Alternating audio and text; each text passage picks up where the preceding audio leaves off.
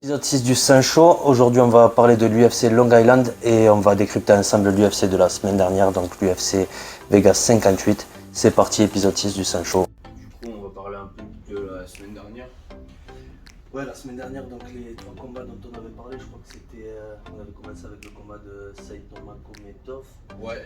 Euh, Plus de que vous conseils. voyez gagner, que je voyais par décision quand même, par décision. Par décision ou par KO, mais enfin, bref, ouais, il a gagné par décision. Il y a eu. C'était un gros combat d'ailleurs, un très beau combat. Qu'est-ce qu'on a eu aussi? On a eu le main event Caio Borralho contre Armen Petrosyan. Petrosyan. D'ailleurs, tu l'as bien prévenu que Ouais. Petrosyan il a pas de lutte. Ouais, carrément, ouais, il s'est fait takedown maintes et maintes fois. Ouais.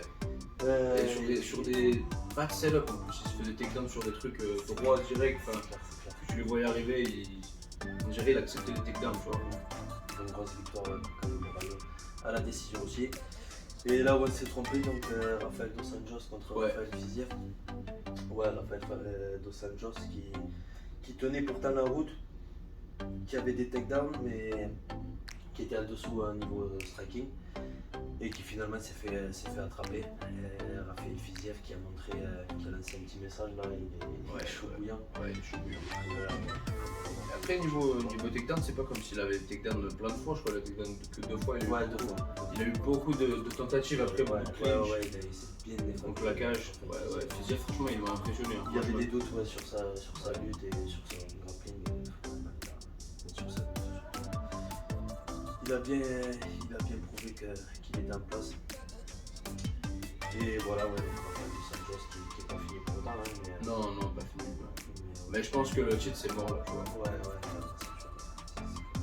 il n'intéresse pas, enfin, il est pas assez. Je pense qu'il est pas assez vendeur aussi, tu vois. Après, il avait la ceinture, tu vois, il avait perdu contre. C'est un Hall of Fame, il sera un Hall of Fame un jour. Ouais, bien sûr. Il avait la ceinture, mais je crois qu'il a pas défendu, il avait perdu. Je sais plus qui il avait perdu. Eddie Alvarez, je crois, il me semble. Mais ouais. Ouais, non, c'est sûr que ce sera un Hall of Fame. Mais franchement, il a fait un beau combat, il s'est fait finir au 5ème. C'est la vie, qu'est-ce que tu peux faire? Quatrième, cinquième. 5ème, ouais, 5ème. Ouais, Ouais, j'ai regardé le combat dans le vestiaire avec un de mes teammates que j'étais avec lui en combat ce samedi. Et c'était juste avant son échauffement, du coup j'ai pu capter le main event dans le vestiaire. Donc ouais, c'était sympa. Mais ouais, technique quand même, un peu à la Gamrot, enfin pas aussi technique que Gamrot et Armen. Mais c'était un combat de haut niveau, quoi, tu vois ce que je veux dire, il y avait du back and forth, quoi. C'était beau à voir, c'était un beau combat. Ouais, je crois qu'on a tout dit, ouais, pour la semaine dernière. On va donc passer aux trois combats là, qui nous intéressent de cette semaine, et on va commencer avec le premier combat qui nous paraît le plus intéressant pour nous. Là, c'est Shane Burgos contre Charles Jourdain. Charles Jourdain, notre petit cousin canadien, québécois. C'est parti. Ton petit cousin. Donc Shane Burgos contre Charles Jourdain. Charles Jourdain qui est à 2,60 chez les bookmakers, et donc Shane Burgos qui est favori à 1,50. Moi là clairement j'ai vraiment envie de mettre un billet sur Charles Jourdain. Bon, c'est vrai que nous francophones on l'aime bien, il y a ce petit critère qui joue, mais je vois qu'il a plus de cœur que Shane Burgos, et je crois qu'il va gagner ce combat par un truc inattendu, genre peut-être deuxième ou troisième round, mais que ça va aller, déjà ça va être une grosse guerre. Déjà j'annonce fight of the night, bon, sur ce combat, Encore sur ça. je le dis, et je vois un truc sorti nulle part de Charles Jourdain en plein combat. Je le vois crier et tout, j'imagine vraiment une guerre. Un truc sorti nulle part qui va KO Shane Burgos, qui va peut-être pas le KO, mais le petit KO, le faire un peu abandonner entre guillemets, mais ouais, qui va le faire lâcher prise. Je sais pas ce que tu vois toi, si tu es d'accord avec ça. En fait, je suis partagé parce que c'est pas comme si Shane Burgos il était facile à éteindre, tu vois. C'est sûr. Je surtout pas mon adversaire. Et ouais, mais avec son style, c'est vrai qu'il se fait toucher beaucoup. Ouais, Tous ses combats, il les rend des guerres, tu vois. C'est peut-être pas la meilleure façon de combattre Charles Jourdain. Son dernier combat contre Billy Quarantillo, c'était une guerre aussi, tu vois. Ouais. Billy Quarantillo et Charles Jourdain, je les mets un peu au même niveau, moi, personnellement. Donc ça m'étonnerait pas non plus de voir Charles faire une décision, un truc comme ça, tu vois. Après, est-ce que je peux voir un KO des deux? Oui, bien sûr. Charles Jourdain a perdu contre un de mes meilleurs potes ici à Las Vegas et un de mes partenaires d'entraînement, Julien Rossa, qui est vraiment bon, qui a un strike super unorthodoxe et il a soumis au 3e round. Mais ouais, pour moi, vu que je sais comment il est bon, Julian, ça peut pas me faire rougir. Et c'est sa seule défaite de ses 5 derniers combats après, tu vois. Il avait fait avec Joshua Cuilavalo une égalité, battu Marcelo Rojo. Après, il est pas terrible, Marcelo Rojo. Ouais, battu André Houle de manière très dominante et il a guillotiné Lando Venata. Donc ouais, bon. Comparé à Shane Burgos qui a perdu par KO dans ses 5 derniers combats, il est 3-2 et il avait perdu contre Josh Emmett par décision. Il s'est fait knockdown 2 ou 3 fois dans le combat, je me rappelle, c'était sale. Et Edson Barbosa, juste après, un an entre les deux, et il se prend un KO au 3e round. Je me rappelle, c'était un KO délayé, il est tombé juste après. Et ouais, dernière victoire contre Billy Q, quoi, Billy Quarantillo. Donc ouais, franchement, ouais, je vais te rejoindre. Je peux voir vu que, sachant le dommage qu'il prend Shane Burgos dans ses combats, je vais te rejoindre sur un ticket de Charles Jourdain. Et en plus, vu qu'il a perdu contre mon pote, tu veux toujours le voir gagner, tu vois. Ouais, donc, ça a l'air d'être mon gars, Charles Jourdain. Ouais, je kiffe son délire, sa façon de penser. Ouais, j'espère qu'il gagne. Et c'est serré après, je dis pas les gars mettez de l'oseille sur le Jourdain, je suis sûr. Ouais. C'est clair. Ça, si c'est Fight of the Night, ça veut dire que c'est back and forth et qu'il y a des feux d'artifice, quoi. Même si, ouais, 2,60, je pense que c'est quand même une belle cote. Moi, j'aurais fait un truc, j'arrive les mêmes cotes. Ouais. Là, 2,60. C'est vrai que ça fait plaisir. Ouais. Quitte à jouer sur ce match-là, ouais. Il faut mettre un petit pied sur Charles Jourdain. Après, attention, Shane Burgos, beaucoup plus corpulent. Hein. Ouais. Beaucoup plus. Même si je sais qu'il combat tous les deux à 145, mais pour ceux qui connaissent pas les weight cuts, la weight cut de Shane Burgos, ouais, le lendemain, il va c'est vraiment un des mecs les plus lourds à 66 kg que j'ai vu ma vie, honnêtement. Vraiment lourd, corpulent le mec. Jourdain, c'est pas un petit 66 kg, mais c'est pas non plus un des plus lourds, tu vois. Et c'est définitivement le plus petit des deux. Mais ouais, après, il a du pouvoir dans ses mains, la weight cut elle va pas être aussi dégradante pour lui. Ouais. Donc ouais, moi je reste sur Jourdain. On va dire un ticket au 3e ou 2e. Ouais, je reste sur ça aussi. J'ai essayé entre le 2e et le 3e, mais ouais, Charles Jourdain. Parti KO. Donc ouais, je pense qu'on a tout dit. On peut donc passer au prochain combat, Li Jingliang contre Salikov Muslim. Donc Li Jingliang qui est à 2,25 chez les bookmakers et Salikov Muslim qui est favori à 1,63. Moi j'ai une petite préférence pour Salikov Muslim. Je suis les bookmakers. Surtout au vu de la dernière performance de Li Jingliang contre Khamzat. Bon, c'est pas n'importe qui et même sa défaite précédente, c'était contre Neil Magny. Donc ouais, c'est pas n'importe qui, mais c'était une sale décision par contre. J'ai été live. Ah ouais. Ouais, c'était une sale décision. Ouais, j'ai une préférence pour Salikov. Après, je connais pas forcément beaucoup ce combattant. Mais ouais, de ce que j'ai pu voir, il a un énorme striking et quand même une meilleure défense, en tout cas je dirais un grappling que Li Jingliang. Il a quand même des soumissions dans son record, contrairement à Li Jingliang.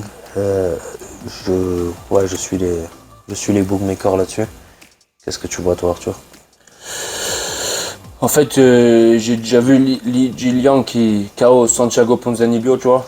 Ouais, d'ailleurs, il n'avait aucun business faire ça.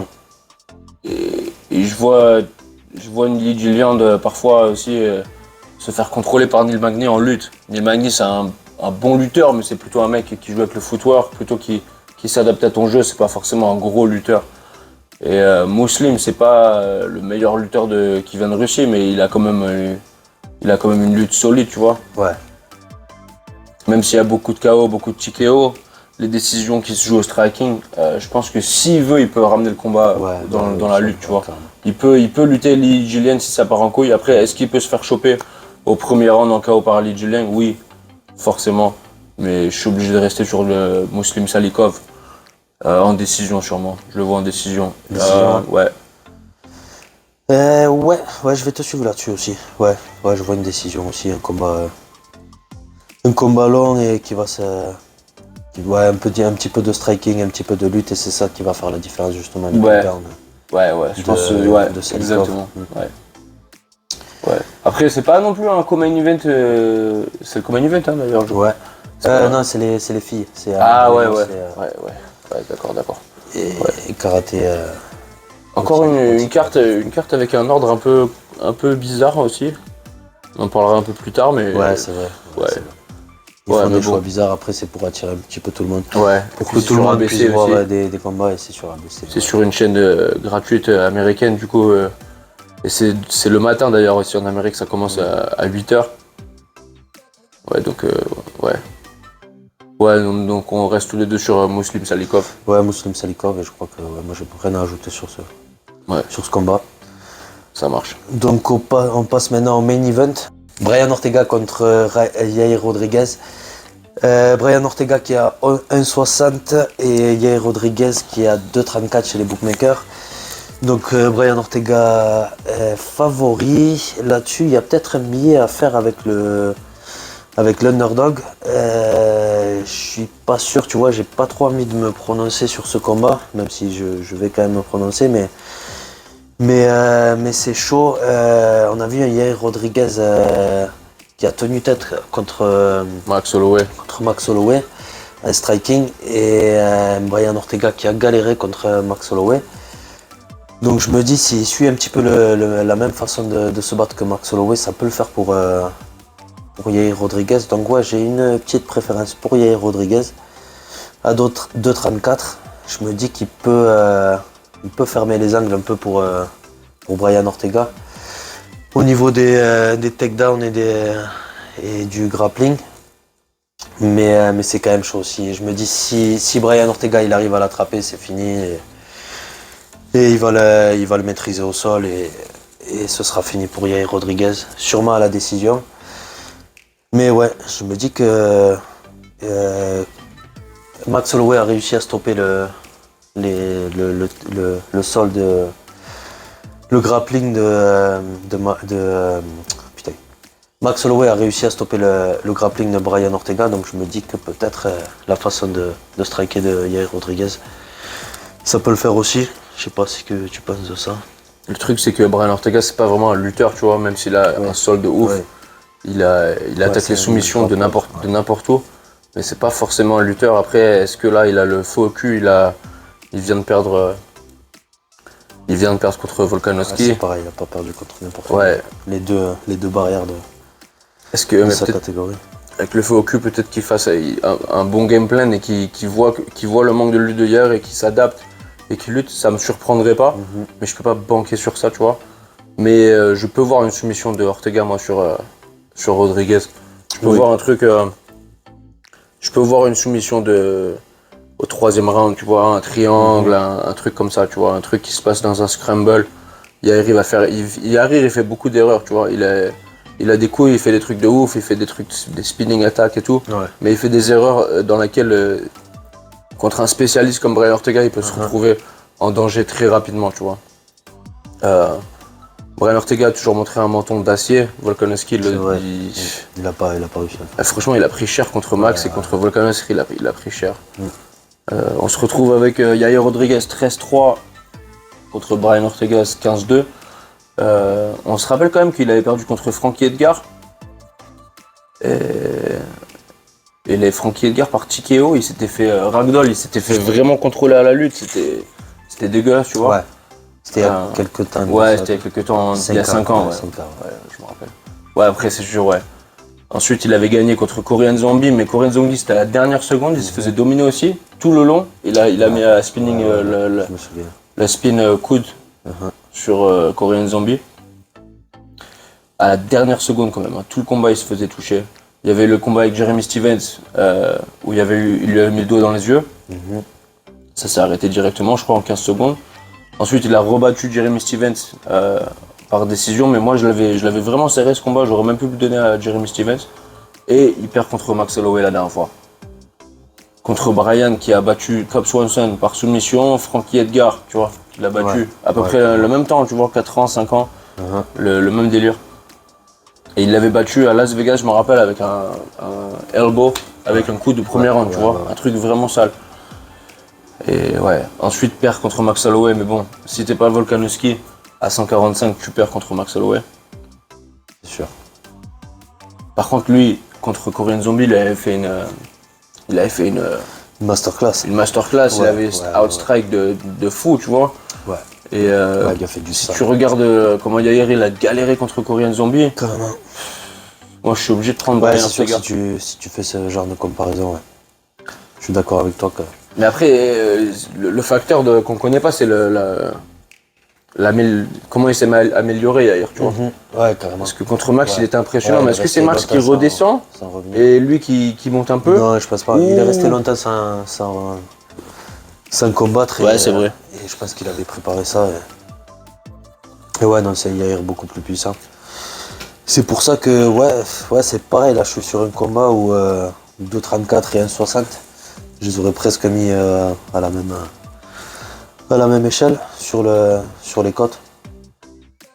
Mais ouais, moi je vais tenter le Rodriguez Yair sur ce combat. Ouais, je crois que tu vas le tenter tout seul, gros, parce que je vois pas comment. Ouais, non, je comprends. Ouais, j'ai envie de. Quitte à jouer de toute façon dans ce sport, moi c'est un petit peu ma façon de jouer, c'est pas jouer beaucoup et essayer de jouer sur les mecs qui ont la plus grosse cote, sans aller sur des trucs trop fous. Ouais. En restant cohérent, mais ouais, quitte à tenter, quitte à jouer, un petit 20 balles, un petit combiné Charles Jourdain, Salikov Mousselim et Rodriguez Yair, Ouais. ça fait une belle cote. Vous pouvez faire Charles Jourdain, Salikov et Brian Ortega, ça fait aussi une belle cote. Ou tout simplement Charles Jourdain et Salikov Mousselim. Et ça fait une cote à 4,25, donc c'est aussi pas mal. Donc ouais, c'est un UFC qui propose pas mal d'options pour parier, rien que sur les 3 combats qu'on vous a proposés. Et même sur le reste de la carte, il y a quand même des beaux combats Ouais. ce soir-là. Il faudrait que. Ouais, juste avant qu'on passe à la page, donc toi tu vas sur un Yair Rodriguez TKO ou quelque chose comme ça? Ouais, je dis Yair Rodriguez à la décision. À la décision. Ouais. Et moi je dis Brian Ortega par soumission. Donc on peut passer au reste de la carte. On voit un peu match nul contre Chumarech. Lauren Murphy Michatet qui fait son premier combat à 125. Punale Soriano contre Dalcha Liagombula. Ricky Simon, Jack Shore, putain, Ricky Simon 19-3 contre Jack Shore 16-0. Ouais, ça aurait pu 16-0, être, tu vois, dans les Jack communs. Shore. Ouais, carrément. Mais bref, Bill Algeo contre Herbert Burns, le frère à Gilbert Burns qui a un jiu-jitsu de ouf. Bill Algeo, il a un striking de malade, il est super créatif, il a des genoux, des coudes, une muay thai de ouf, ça va être intéressant. Dustin Solfus contre Dwight Grant.